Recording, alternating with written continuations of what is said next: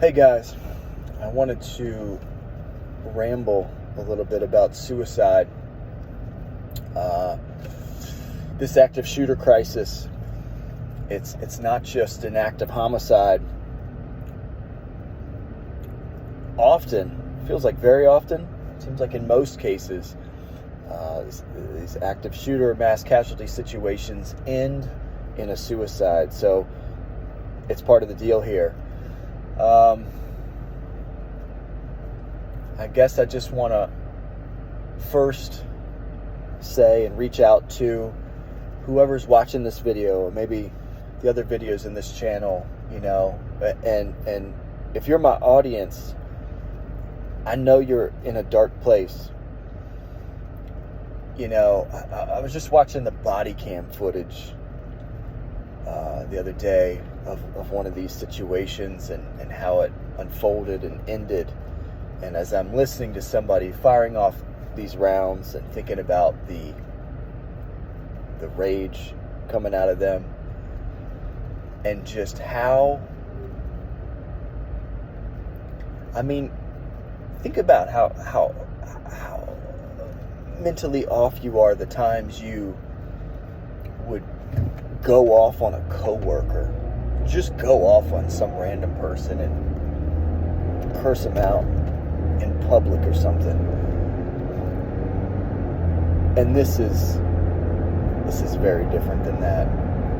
So as I heard these gunshots, I thought, what kind of dark place is that? And I think I can't fully know. But I've had a couple people in my life kill themselves.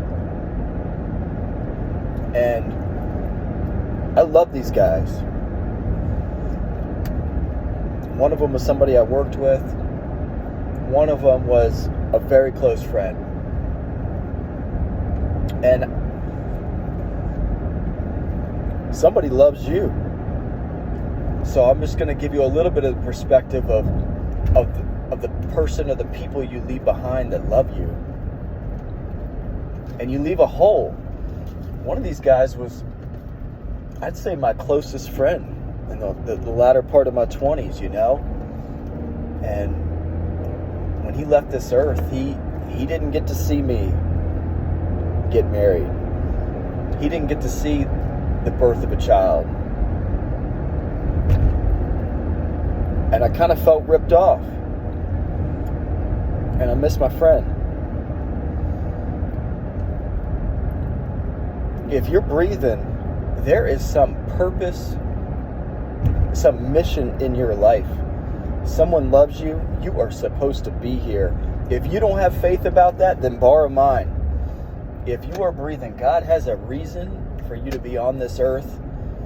There are skills and talents maybe laying dormant inside you that no one else has. You are here to unleash those, to make the world a better place. And in doing that, also fill yourself up with meaning and make this life worth living. It is worth living.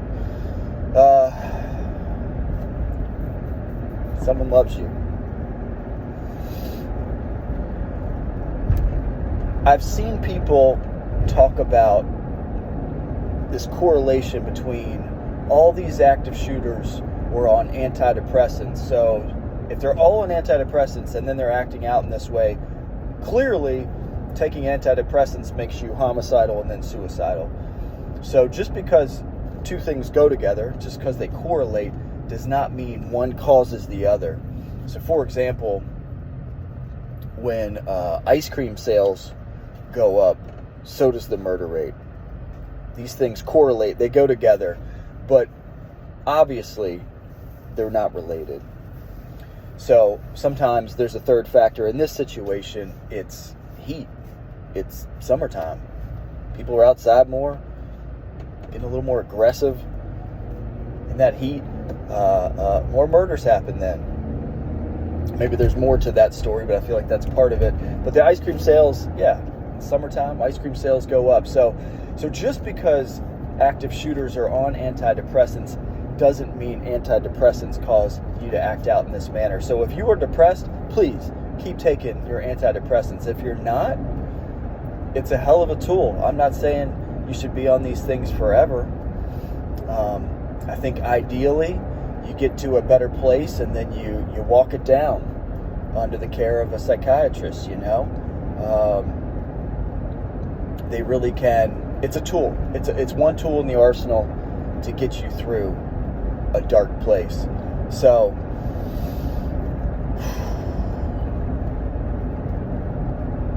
I hear about debilitating depression to the point at which people can't get out of bed.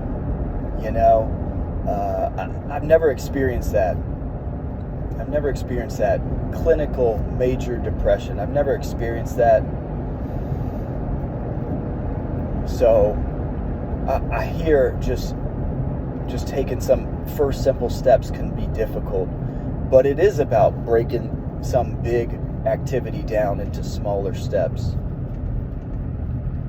Maybe one day you just get out of bed before noon. Maybe that's the first step. Maybe that's a success, and maybe the next day it's out of bed before noon and calling a friend. And you just build from that. And if you do just incrementally take small chunks out of that elephant, you will eventually eat that elephant. You can eventually get on the other side of this. Millions of people suffer from depression, and they do not go kill innocent people and then kill themselves. This is something I learned years ago, but just recently heard it again on a podcast, and it's just a story that blows my mind. The Golden Gate Bridge, people jump off of it so consistently. I think you can set up a camera, film, and you're going to film somebody jumping off the thing. And very often that does turn out to be a fatal situation for the jumper.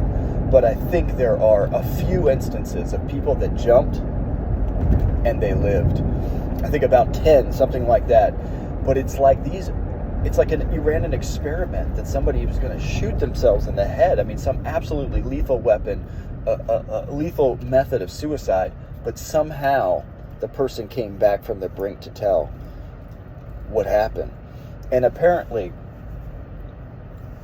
every single person that lived regretted it.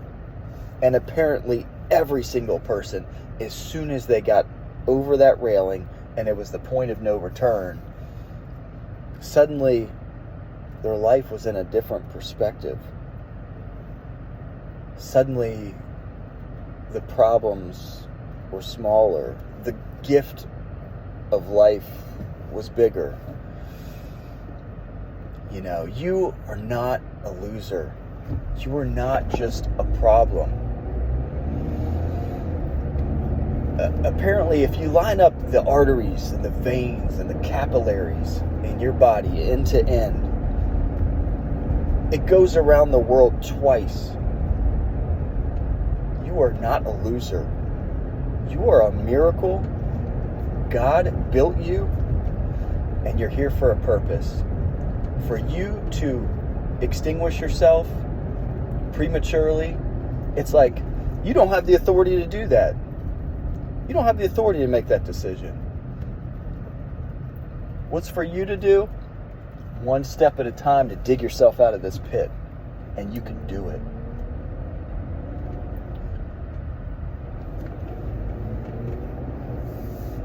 You don't have to stay stuck. I know it sucks. I can't completely empathize, but clearly the pain is monumental.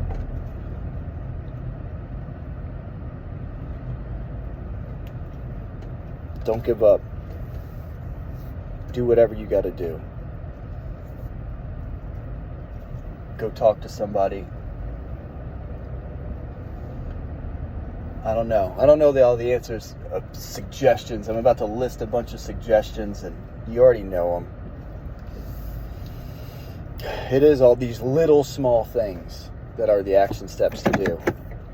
It's a million little small things. But if you do them, maybe you dig out of that pit.